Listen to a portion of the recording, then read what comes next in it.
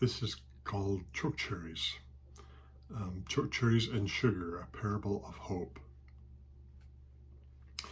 In the foothills of the Rocky Mountains and in other places in the U.S., there's a wild bush called a choke cherry bush, and they contain poison in the leaves and in the seeds. There's a poison, and it's a little berry with a big seed, and the juice contains something that makes the cherries taste bitter, and they just don't taste good at all. But if you pick those berries and take the juice out and add sugar, then it can taste wonderful, like makes a nice syrup, and put it on our pancakes and waffles. And one of my earliest memories as a child is going out with my family to pick choke cherries.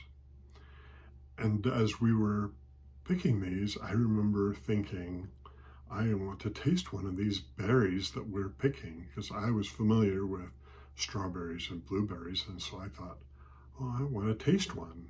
And my mom and dad said, okay, go ahead and taste one. So as I bit into it, the juice came out and tasted awful, and it was nasty. It was just bad. And so now I can understand why they call it choke cherries, because if you eat it, it makes you kind of want to choke. It's so bad. But I did come to find that we would pick these berries and Mom would make syrup out of them, and if you added sugar, it would taste wonderful. Later, as we moved to Utah and we'd go up to Mom and Dad's cabin, I saw a tree with berries on it, and I thought, that looks a lot like a choke cherry bush. And so I picked one of the berries and tasted it, and sure enough, it tasted awful, and I knew that it was a choke cherry bush. And so we hiked around and discovered choke cherries up the canyon.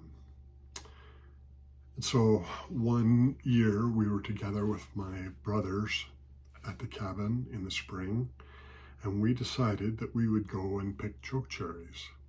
So we got some bags, some garbage sacks, and we went out and saw choke cherries, and it kind of led us down the little stream that was by the cabin.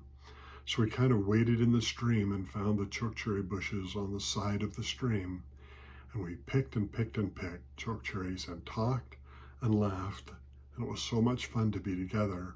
And then we saw a big bush up on the golf course, so we went up on the golf course and picked berries there too. And we all came back with wet feet and lots of choke cherries that then we took home and made into syrup and had on our pancakes. But I also found over the years that the choke cherry trees got their leaves on before a lot of the other trees in the area. And so I thought, well, now I can really see where the choke cherry bushes are. So we'd drive up and you could look around and see which trees had leaves on, and those were the ones that had choke cherries. So over the years, we would go up to the canyon and pick choke cherries and bring them home and make choke cherry syrup. And my brother Kelly and his family often did that, and then would give away little bottles of choke cherry syrup to us and to other brothers and family to enjoy. And so it was a delightful memory of picking choke cherries and turning this nasty thing into something good. And I have thought over the years that we have all experienced a number of challenges, and in life you do experience challenges. You have, loss, or you lose a job, or you get sick, or you have people who get hurt. And, sometimes life can be really, really difficult. And overcome those experiences can be difficult and challenging. And sometimes those processes, there are processes to help us get over it. It can be maybe we move, or we get help, or we make a life change.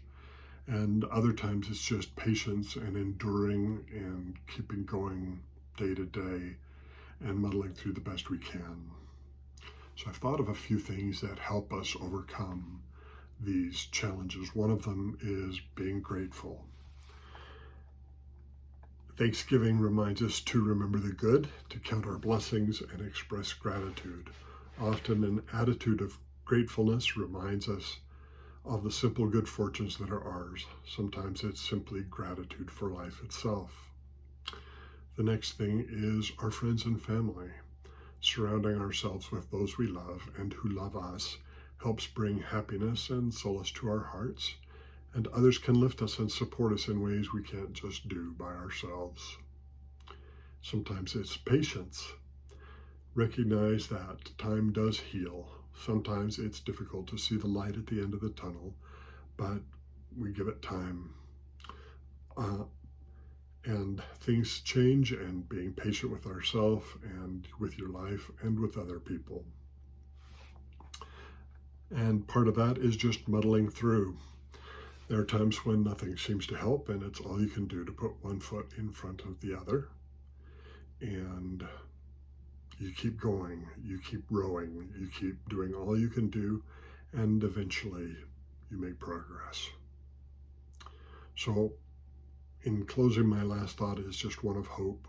We are so fortunate, and the difficulties and challenges do not have to remain with us all our lives as discouragement and bitterness and never-ending remorse. We can endure the bitter by adding the sugar to it that comes from gratitude, family and friends, and patience, and pushing forward. And so with those things that help us move forward, we can overcome those challenges. And just like with choke cherries, adding sugar to it makes it better.